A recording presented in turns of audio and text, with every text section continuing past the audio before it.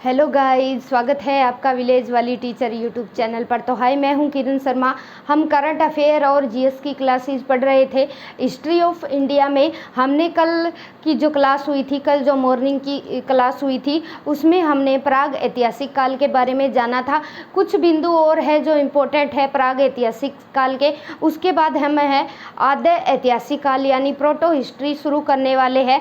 तो एक बार फिर से थोड़ा सा रिकैप करेंगे ताकि साथ हर चीज़ें हमें क्लासरूम में ही याद हो जाए और साथ के साथ क्या है, एक दूसरे से चीज़ें कनेक्ट होती चले। हिस्ट्री ऑफ इंडिया में हम वेद पढ़ चुके हैं, वेदों के उपवेद पढ़ चुके हैं। उसके बाद हमने पढ़ा था कि जो हिस्ट्री ऑफ 2 मिनट का रिवीजन लेंगे ताकि जो चीज़ें हमने कल पढ़ी है, ठीक है, वो चीज़ें फिर से हमारे दिमाग में रिमेंबर हो जाए, ठीक है। क्योंकि जितनी हम प्रैक्टिस करते जाएंगे, जीएस को याद रखने का यही सबसे बड़ा और अच्छा तरीका है कि जितनी बार हम उन चीज़ों को रिकैप करेंगे, माइंड में रिकॉल करेंगे, उतनी ही वो लॉन्ग टाइम तक हमारे दिमाग में बनी रहेगी। तो कल हमने विभाजन पढ़ा था कि जो हमारी हिस्ट्री है उसे 3 भागों में बांटा गया है, प्राग ऐतिहासिक काल, आद्य ऐतिहासिक काल और ऐतिहासिक काल, ठीक है। प्राग ऐतिहासिक काल में हमने पढ़ा कि जो लिखित में किसी भी चीज़ की जानकारी हमें नहीं मिलती वो होता है प्राग ऐतिहासिक काल। आद्य ऐतिहासिक काल में हमने पढ़ा कि जो आद्य ऐतिहासिक काल है उसमें हमें लिखित में साक्ष्य तो मिले हैं लेकिन उसकी लैंग्वेज को हम आज तक पढ़ नहीं पाए हैं। और ऐतिहासिक काल की जो जानकारी है, जो पुरातत्वों से मिली है, हमें अभिलेखों के माध्यम से मिली है, या जो विदेशी यात्री है, जो अरबी यूनानी लेखक है, चीनी यात्री है, तो उनकी जो बुकों से हमें ऑथेंटिक जानकारी मिलती है वो आता है हमारे ऐतिहासिक काल के अंडर, ठीक है। इतिहास के बारे में पढ़ लिया था, क्रमबद्ध घटनाओं का अध्ययन करना जो कोई विशेष समय में घटी है, ठीक है, कोई विशिष्ट जानकारी हमें दिलाती है, विशेष कोई चीज़ है, ठीक है, जो हिस्ट्री में उन चीज़ के बारे में पढ़ा था, ठीक है। हमने फिर पढ़ा प्राग ऐतिहासिक काल। हमने पढ़ा प्राग ऐतिहासिक काल को हमने 4 भागों में बांटा था। पूरा पाषाण काल, पूरा पाषाण काल, ठीक है। नंबर 2 था मध्य पाषाण काल, मध्य पाषाण काल। नंबर फिर 3 था नव पाषाण काल और फिर नंबर 4 था ताम्बर युगीन या उत्तर पाषाण काल, ठीक है। प्राग ऐतिहासिक काल का जो वैसे तो फादर ऑफ हिस्ट्री है वो माना जाता है हेरोडोट्स, लेकिन जब विभाजन हो गया तो विभाजन के आधार पर तीनों इतिहास के फादर अलग हो जाते हैं। प्राग ऐतिहासिक काल प्री हिस्ट्री का जो जनक है, 1 मिनट, सारी चीज़ें हम यहाँ साथ के साथ कनेक्ट करते चलेंगे। प्री हिस्ट्री के फादर है, ठीक है, रॉबर्ट ब्रूस फुट, याद रखेंगे, ठीक है। प्री हिस्ट्री के जो जनक है, प्री हिस्ट्री के जनक है रॉबर्ट ब्रूस फ्रूट नहीं है ये, ब्रूस फुट, ठीक है। तो इनको क्यों माना जाता है, प्री हिस्ट्री के फादर क्यों माना जाता है? क्योंकि सबसे पहले इन्होंने ही जो पूरा पाषाण के जो स्फटिक है, स्फटिक बोला जाता है पत्थरों को, ठीक है, पत्थर। तो स्फटिक क्या होते हैं? जो स्फटिक पत्थरों से बने उस टाइम के जो पूरा पाषाण काल के जो हथियार थे, जो स्फटिक से बने थे, जो पत्थरों से बने थे, इनकी खोज क्या है, सबसे पहले रॉबर्ट ब्रूस फुट ने की थी, ये बात याद रखेंगे। फिर आज हमने जाना, ठीक है, pre history, father of pre history है रॉबर्ट ब्रूस फुट। और इन्होंने क्या है, इन्होंने खोज की, कब की? 1863 में इन्होंने खोज की कि जो पहले पूरा पाषाण काल में जो हथियार होते थे वो पत्थरों के बने होते थे, ये बताया रॉबर्ट ब्रूस फुट ने। अब बात आती है प्रोटो हिस्ट्री की। प्रोटो हिस्ट्री के जो फादर है वो है जॉन मार्शल, ठीक है, जॉन मार्शल ने क्या किया था? 1924 में क्या है, सिंधु घाटी सभ्यता के बारे में बताया था कि यहाँ एक जो सिंधु घाटी सभ्यता है ऐसा नगर बसा हुआ है। तो इन्होंने जो सिंधु घाटी सभ्यता है, नगरीय सभ्यता के बारे में, ठीक है, इन्वेंशन किया था, इसलिए प्रोटो हिस्ट्री के फादर माना जाता है जॉन मार्शल को, ठीक है। अब बात करते हैं हम हिस्ट्री की, जिसके हमें लिखित में साक्ष्य मिले हैं और जिन्हें हम पढ़ भी पाए जाते हैं। इसके फादर है भाई हेरोडोट्स, ठीक है, हेरोडोटस इसके फादर है और सबसे ज़्यादा काम हेरोडोटस ने ही इस हिस्ट्री पर किया है, इसीलिए वैसे सबसे ज़्यादा काम करने वाले हेरोडोट है, इसलिए हम तीनों को मिला के फादर ऑफ हिस्ट्री हेरोडोटस को बोल देते हैं। लेकिन अगर एग्जामिनर अच्छा पेपर बनाने के मूड में है तो इन चीज़ों में से भी वो क्वेश्चन निकाल लाएगा, ठीक है। प्रोटो हिस्ट्री के फादर पूछ लिए जाएंगे, ठीक है, और प्री हिस्ट्री के फादर को अलग से पूछ लिया जाएगा। और वैसे अगर हमें फादर ऑफ हिस्ट्री जानना है, क्योंकि सबसे ज़्यादा काम ये यूनान के लेखक थे, ठीक है, हेरोडोटस ने ही इस पे हिस्ट्री पे काम किया है, ठीक है। और इन्हें रॉबर्ट ब्रूस फ्रूट को स्फटिक पत्थरों के हथियारों की खोज की थी 1863 में, इसलिए इन्हें क्या है प्री हिस्ट्री का जनक माना जाता है। और जॉन मार्शल ने नगरीय सभ्यता सिंधु घाटी सभ्यता की खोज की थी, ठीक है, प्रोटो हिस्ट्री के जनक इसलिए इनको माना जाता है। हालांकि सिंधु घाटी सभ्यता की खोज करने वाले दयाराम साहनी है। अलग अलग इतिहासकार आए जिन्होंने खोज की है सिंधु घाटी सभ्यता में, 6 नगर निकल कर आए, उनके बारे में डिटेल में हम पढ़ेंगे। लेकिन एक बार हम यहाँ प्राग ऐतिहासिक काल को डिस्कशन कर रहे हैं। तो एक बात ये हुई, हमने तीनों जो हिस्ट्री है, तीनों हिस्ट्री के हमने राइटर को जान लिया। तो आप एक बार स्क्रीनशॉट ले सकते हैं, ठीक है। उसके बाद हम आगे बढ़ जाएंगे प्रोटो हिस्ट्री। अब पूरा पाषाण काल की एक बार फिर से रिकैप कर लेंगे फास्टली, उसके बाद हम आगे बढ़ेंगे, ठीक है। पूरा पाषाण काल में क्या है, नंबर 1 क्या है, स्फटिक यानी पत्थरों के औजार होते थे। और आग का जो आविष्कार है सबसे पहले मनुष्य ने पूरा पाषाण काल में ही किया था, ये बात बिल्कुल याद रखनी है। आदि मानव थे, खाना बदोश थे, ठीक है। और हथियार आकेट है, जो शिकार पे ही इनका जीवन बेस्ड था, जहाँ भी इन्हें एनिमल्स या शिकार मिलता वही वो रह जाते थे, इनका अस्थायी निवास होता था। फिर आता है मध्य पाषाण काल। अब पूरा पाषाण काल की क्या है, पूरा पाषाण काल के जो हमें साक्ष्य मिले हैं भीमबेटका, ये एमपी में है भाई, मध्य प्रदेश में है भीमबेटका। और जिला रायसेन है, एमपी का जिला है ये, मध्य प्रदेश का। तो जो भीमबेटका की गुफाएं हैं उनमें हमें ऐसे भित्ति चित्र और शैल चित्र मिले हैं जो हमें इस बात की जानकारी देते हैं कि ये जो इमेजेस है, ये जो चित्र शैली है, ये पूरा पाषाण काल की है। क्योंकि वहाँ जो इमेज बनी है वो क्या है, आदि मानव की इमेज है, जो पत्थर का भाला लेके एक इमेज बनाई गई है, ठीक है। जैसा भी है बनता है, समझ लेना। तो ये जो इमेज बनाई गई है भित्ति चित्रों पर, ठीक है, उन गुफाओं पर, तो एक आदि मानव की इमेज बना रखी है और वो क्या है, भाला टाइप की कुछ चीज़ें ले रखी है उसने। ये इमेज हमें कहाँ किस चीज़ की याद दिलाती है कि भीमबेटका में जो हमें क्या है, भीमबेटका में जो चित्र मिले हैं, हमें जो चित्र शैली मिली है वो हमें पूरा पाषाण काल की मिलती है। क्योंकि ये जो इमेजेस है ये आदि मानव की थी, ठीक है, थी नहीं है, आदि मानव की है, ठीक है।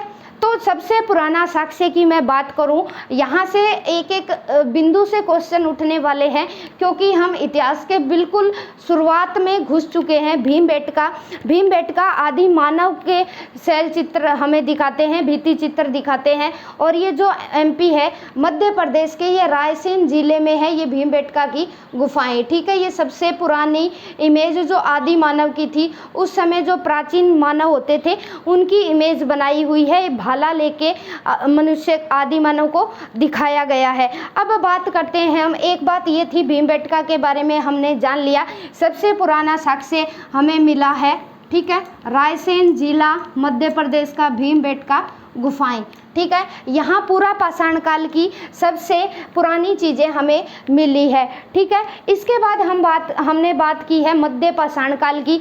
मध्य पाषाण काल में क्या है, इंसान के जो हथियार थे वो छोटे हो गए थे और यहाँ इसने अंतिम संस्कार करना सीख लिया था, ठीक है। और वो दोनों तरीके से अंतिम संस्कार होते थे, कई जगह हमें जम्मू कश्मीर में आगे पढ़ेंगे, ठीक है। कुत्तों के साथ इंसान का दफनाया जाना, ठीक है, दफनाते भी थे और वो भी करते थे, दाह संस्कार में मुखाग्नि भी दी जाती थी। तो दोनों तरीके के ट्रेंड थे।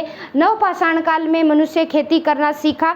अब खेती करने की बात करें, ठीक है, मध्य पाषाण काल के बारे में बात हो गई, इन्हें थोड़ा सा और डिटेल में बता रही हूँ मैं, नवपाषाण काल क्या है? नवपाषाण काल में हमने खेती करनी सीखी, ठीक है। और खेती किस किस चीज़ की भाई? हमने शुरू में गेहूँ और जौ की खेती की, ठीक है, गेहूँ और जौ की खेती की। लेकिन सबसे पहले जो हमने फसल का यूज़ किया, प्रयुक्त फसल कौन सी थी? प्रयुक्त फसल थी हमारी चावल, ठीक है, चावल थी, याद रखेंगे। सबसे पहले खेती की गेहूँ और जौ की, लेकिन यूज में लाया गया चावल को, ठीक है, चावल को। और इस चीज़ के साक्ष्य हमें मिलते हैं मेहरगढ़, मेहरगढ़ बलूचिस्तान, ये पाकिस्तान के अंडर आता है भैया, ठीक है, पाकिस्तान। हर एक बात याद रखने वाली है। जो खेती के हमें साक्ष्य मिले हैं कि हमने गेहूं और जौ की खेती सबसे पहले की थी, लेकिन प्रयुक्त हमने चावल सबसे पहले यूज़ में लाए थे। और ये साक्ष्य हमें मेहरगढ़ बलूचिस्तान और पाकिस्तान के अंडर आता है, ये मेहरगढ़, वहाँ से सबसे पहले हमें देखने को मिलते हैं। और खेती की बात करें हम तो 7000 ईसा पूर्व के ये साक्ष्य मिले हैं हमें, ठीक है। ये बात बताते हैं हमें नवपाषाण काल, ठीक है। प्रयुक्त चावल 7000 ईसा पूर्व की बात हो गई। एक बात ये थी खेती के बारे में, यहाँ बात कर ली हमने। और फिर बात क्या थी? पहिए का आविष्कार हो गया था, यहाँ स्थायी निवास में रहने लगे थे। स्थायी निवास का जो आदि मानव है, आदि मानव जहाँ खेती करता है वहीं पे क्या है, परमानेंट रहने लगा। उसने झोपड़ी वगैरह उस हिसाब से अपने गृहस्थी बना ली। फिर क्या है, तांबर युगीन सभ्यता, तांबर युगीन, हाँ बिल्कुल, एक सबसे यहाँ जो हथियार का सबसे पहले हथियार का यूज किया, तो उन हथियारों में क्या है, ठीक है, तो सबसे पहले क्या है, कुल्हाड़ी, ठीक है, कुल्हाड़ी मिली है हमें। कुल्हाड़ी के साक्ष्य मिले हैं कि सबसे पहला जो हथियार है, जो आदि मानव, ठीक है, भाले के साथ साथ जो पत्थर का होता था तो कुल्हाड़ी का भी यूज करते थे ये, ठीक है, नवपाषाण काल के आदि मानव। फिर उसके बाद क्या है, तांबर युगीन, यहाँ हमने क्या है, तांबे की चीज़ों का यूज करना शुरू कर दिया।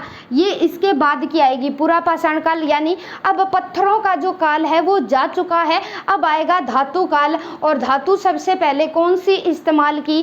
तांबर युगीन, तांबा यानी तांबे की चीज़ें बनी हुई अब यहाँ इस्तेमाल करने लगा, ठीक है। तो ये कुछ जानकारी थी पुरापाषाण काल, मध्यपाषाण काल और नवपाषाण काल के बारे में। उसके बाद हमारा जो उत्तर पाषाण काल है वो चीज़ शुरू हो जाती है, ठीक है। आई होप ये चीज़ें आपको समझ में आई होगी। एक बार आप फिर से देख लीजिए, मेहरगढ़ बलूचिस्तान पाकिस्तान से हमें गेहूँ और जौ के साक्ष्य मिलते हैं। सबसे पहली फसल प्रयोग की इन्होंने चावल, 7000 ईसा पूर्व इसके साक्ष्य मिले। हथियारों में कुल्हाड़ी और पशुपालन में इन्होंने क्या है, कुत्ते का सबसे पहले प्रयोग किया। और अंत्येष्टि में दोनों तरह की क्या है, दोनों तरह के सिस्टम चलते थे। संस्कार में दफनाया भी जाता था और क्या है, संस्कार में जलाया भी जाता था, दोनों मुखाग्नि भी दी जाती थी। अब हम बात करते हैं सिंधु घाटी सभ्यता।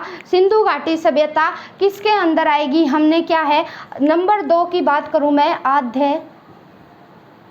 आद्य ऐतिहासिक काल, इसके बारे में हमने पढ़ लिया है, ठीक है। क्या पढ़ लिया है? लिखित में साक्ष्य मिले हैं, लेकिन हमें वो भाषा नहीं आती, क्योंकि अंदाज़ा लगाया जाता है कि ये जो सभ्यता है ये लगभग 4000 साल पुरानी रही होगी, ठीक है। इसलिए वो चीज़ हमें समझ में नहीं आती, उनकी लैंग्वेज है, जो स्क्रिप्ट है उन्हें समझ में नहीं आती, ठीक है। और जो हमारा इतिहास है, हमारा इतिहास क्या मानता है कि जो होमो सैपियंस है, हमारे जो होमो सैपियंस है, होमो सैपियंस यानी ज्ञानी मानव, जो हमारा जो ज्ञानी मानव है उसका जो धरती पे उद्भव है ये 30 से 40 हजार वर्ष पहले माना जाता है, 1000 वर्ष पहले, ठीक है, 1000 वर्ष पहले धरती पे आए थे। यानी क्या है, धरती पे इनके साक्ष्य हमें मिलने शुरू हो गए थे कि यहाँ मानव भी रहते थे। सबसे पहले बताएंगे, अस्थि पिंजर की भी बात करेंगे कि कहाँ मिला है। तो जो होमो सैपियंस है वो ज्ञानी मानव है, यानी इन्हें धरती पे आए हुए लगभग 30 से 40 हजार हो चुके हैं, ये साक्ष्य मिलते हैं हमें अपनी हिस्ट्री में। अब बात हो गई है होमो सैपियंस की 30 या 40 हज़ार। एक्यूरेट डेट का डेटा हमारे पास नहीं है, क्योंकि सिर्फ हम अपनी रिसर्च और इन्वेंशंस के हिसाब से और इमेजिनेशन के हिसाब से जो चीज़ हमें फाइंड आउट होती है उसके हिसाब से हम अंदाज़ा लगा के बताते हैं। एक हमारे पास रेडियो कार्बन पद्धति ऐसी है जो हमें इस बात को पता लगाने में जानकारी देती है कि ये चीज़ कितनी पुरानी रही होगी। अब बात करते हैं हम आद्य ऐतिहासिक काल, जिसे पढ़ा नहीं जा सका, लिखित साक्ष्य पढ़ा नहीं गया, लिखित साक्ष्य मिले हैं। ठीक है, पढ़ा नहीं गया, लिखित साक्ष्य हमें मिले हैं। और इसकी शुरुआत क्या है, हम मानते हैं कि आद्य ऐतिहासिक काल, सबसे पहले हम बात करेंगे सिंधु घाटी सभ्यता। ठीक है, सिंधु घाटी सभ्यता। अब सिंधु घाटी सभ्यता की अलग अलग इतिहासकार अलग अलग मानते हैं, लेकिन जो रेडियो कार्बन पद्धति है, जो सिस्टम है, वो क्या मानता है कि 2400 ईसा पूर्व से 1700 ईसा पूर्व ये ऐसी बस्ती रही होगी। ठीक है, ये कौन बताता है हमें? ठीक है, ये रेडियो कार्बन पद्धति के माध्यम से हमें ये पता लगती है। ठीक है, कि उन चीज़ों पर कार्बन डाल के पता लगाया जाता है, वो चीज़ जितना कम कार्बन लेती है वो चीज़ उतनी ही पुरानी होती है। इस बात का पता हम लगाते हैं रेडियो कार्बन पद्धति से। ठीक है, इसे लिखते हैं सी। ठीक है, सी रेडियो कार्बन पद्धति है, सी से डिनोट करते हैं। तो यहाँ जब भी उसके चीज़ के ऊपर कार्बन डाल के पता किया जाता है कि ये चीज़ कितनी पुरानी है, जिस चीज़ पर जितना कम कार्बन की लागत आती है वो चीज़ उतनी ही पुरानी होती है। ये है एक हमारे पास रेडियो कार्बन पद्धति है, जिसके माध्यम से हम पता लगा लेते हैं कि कोई भी चीज़ जो हमें खुदाई में मिली है वो कितनी पुरानी हो सकती है। तो सिंधु घाटी सभ्यता की जो डेट है वो हम मानते हैं 2400 ईसा पूर्व से 1700 ईसा पूर्व। ठीक है, और ये क्या है सिंधु घाटी सभ्यता? एक ये नगरीय सभ्यता थी भाई। ठीक है, पीछे हमने पढ़ा जो हमारा प्राग ऐतिहासिक काल था, प्राग ऐतिहासिक काल एक ग्रामीण सभ्यता थी। अब बात चल रही है सिंधु घाटी सभ्यता। ठीक है, ये नगरीय सभ्यता थी, ये प्रोटो हिस्ट्री में आएगा भाई। ठीक है, प्रोटो हिस्ट्री में आएगी ये चीज़ें। सिंधु घाटी सभ्यता, मोहनजोदड़ो, कालीबंगा है, धोलावीरा है, आगे हम पढ़ेंगे क्योंकि ये लंबी होने वाली है हमारी क्लास, 1-2 क्लासेस में कवर नहीं हो पाएगी प्रोटो हिस्ट्री। तो चलिए, अब ये बात हो गई सिंधु घाटी सभ्यता 2400 ईसा पूर्व से 1700 ईसा पूर्व। लिखित में साक्ष्य हमारे पास है लेकिन पढ़ा नहीं गया। नगरीय सभ्यता थी, रेडियो कार्बन पद्धति से हमने इनकी सालों का पता लगाया कि इतने साल पूर्व ये ऐसी सभ्यता रही होगी। ठीक है, 1 मिनट।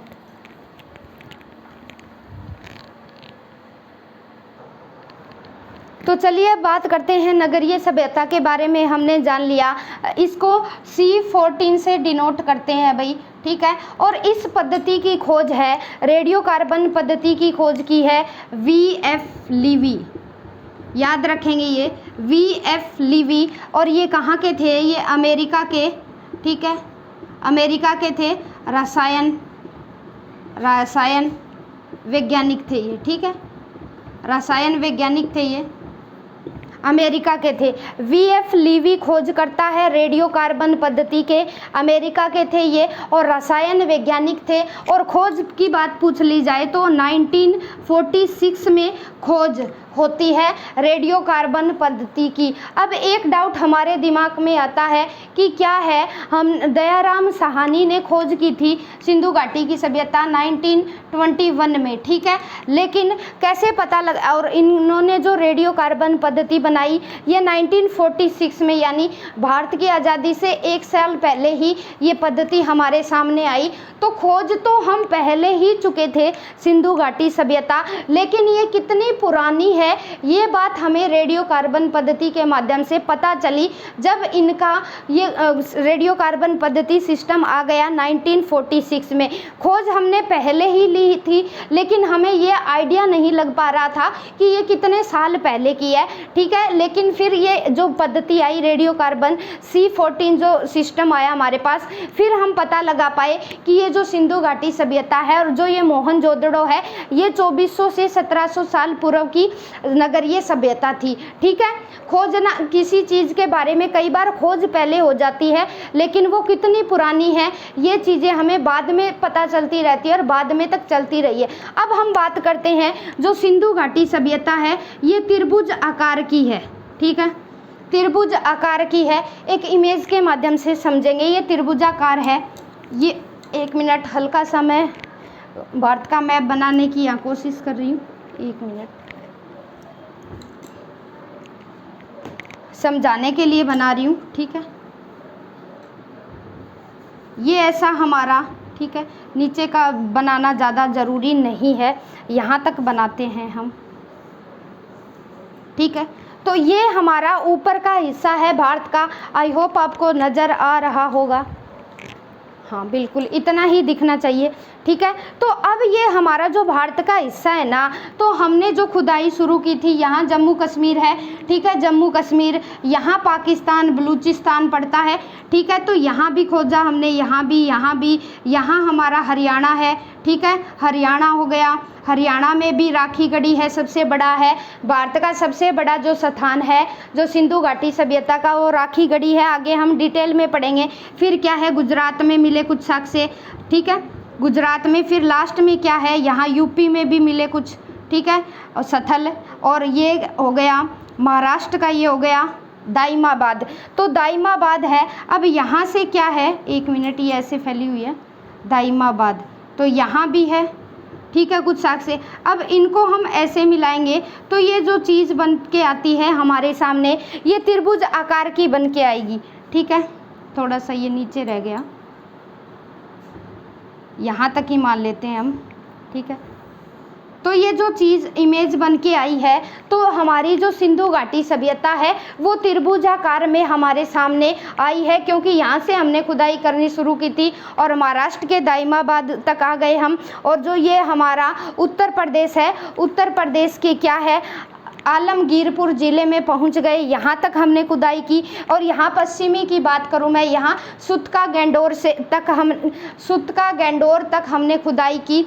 तो यहाँ सारी चीज़ें हमें सिंधु घाटी सभ्यता से रिलेटेड दिखी, मोहनजोदड़ो, ठीक है। तो ये क्या है, सिंधु घाटी सभ्यता, ये त्रिभुज आकार की है और 13 लाख, ठीक है, 13 लाख किलोमीटर में फैली है भई ये, ठीक है। सिंधु घाटी जो सभ्यता है हमारी, ये यहाँ से ये 13 लाख किलोमीटर एरिया में फैली है। और जबकि हमारा जो भारत है, हमारा भारत का जो एरिया है ये 32 लाख किलोमीटर है भाई, ठीक है, 32 लाख किलोमीटर है। कुछ हिस्से है यहाँ पाकिस्तान के आ गए हमारी जो सिंधु घाटी सभ्यता है, ठीक है। सबसे पहले जो मेहरगढ़ है, मेहरगढ़ जहाँ खेती के साक्ष्य हमें यहाँ पाकिस्तान में ही मिलते हैं, नज़र आते हैं। तो 13 लाख किलोमीटर में हमारी सिंधु घाटी सभ्यता फैली है। और हमारे भारत की बात करें हम, हमारे भारत का जो क्षेत्रफल है ये 32 लाख किलोमीटर है, ठीक है। अब बात आती है, ये बात हो गई त्रिभुजा आकार की। हमने जान लिया कि V.F. लीवी है अमेरिका के, ये जो रसायन वैज्ञानिक थे, इन्होंने क्या है C14 की खोज की थी। उसके बारे में ही फिर हम पता लगा पाए कि सिंधु घाटी सभ्यता कितनी पुरानी है। अब एक चीज़ छूट गई थी, 1 मिनट, यहाँ साथ में आप स्क्रीनशॉट ले लीजिए अगर लेना चाहे तो चलिए मैं इरेज कर रही हूँ, 1 मिनट। अब हमने भीमबेटका के बारे में पढ़ा था भाई, भीमबेटका के बारे में हमने पढ़ लिया था कि जो पूरा पाषाण काल है वहाँ के हमें कुछ साक्ष्य, आदि मानव के साक्ष्य वहाँ से पता चले हैं, ठीक है। फिर ये क्या है, उनके साक्ष्य को देखते हुए जो भोपाल मंडल है, ठीक है, मध्य प्रदेश की कैपिटल है भोपाल, भोपाल मंडल ने क्या किया 1990 में, ठीक है, इसे राष्ट्रीय महत्व का दर्जा दे दिया भाई भीमबेटका गुफाओं को, ठीक है। ये बात याद रखनी ज़रूरी है। भोपाल मंडल ने, ठीक है, भीमबेटका गुफा को 1990 में क्या है, राष्ट्रीय महत्व का सिद्ध कर दिया भीमबेटका गुफाओं को। फिर क्या है, 2003 में यूनेस्को ने इसे विश्व धरोहर में शामिल कर लिया। कब कर लिया? 2003 में। भीमबेटका गुफाओं को आदि मानव की वो चित्र शैली देखते हुए 2003 में, ठीक है, यूनेस्को ने 2003 में भीमबेटका गुफाओं को शामिल कर लिया। ठीक है, अब ये बात रही, ये भीमबेटका गुफाओं के बारे में एक चीज़ स्किप हो गई थी इसलिए बताया। 1990 में क्या है, राष्ट्रीय महत्व का दर्जा मिला भीमबेटका गुफाओं को। यानी क्या है, ये हमारे राष्ट्र के हित के लिए बड़ी अच्छी बात है। इससे हमें पता चलता है कि हमारे पूर्वज लोग हैं वो ऐसे थे, इन चीज़ों का पालन करते थे। और यूनेस्को ने फिर 2003 में, ठीक है, 20 साल हो गए, हम 2023 में खड़े हैं, ठीक है, तो यूनेस्को ने क्या है, इसे राष्ट्रीय धरोहर के रूप में क्या है, यूनेस्को में विश्व धरोहर के रूप में शामिल कर लिया 2003 में भीमबेटका गुफाओं को आदि मानव की चित्रशैली देखते हुए। तो आई होप वीडियो लंबी हो जाएगी, तो मिलते हैं, bye bye, have a nice day guys.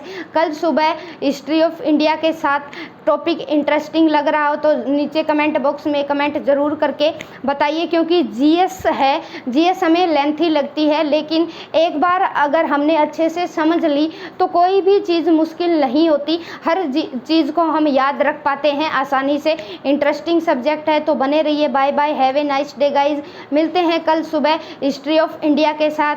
Take the screenshot, comment ज़रूर करिएगा आज की क्लास कैसी लगी।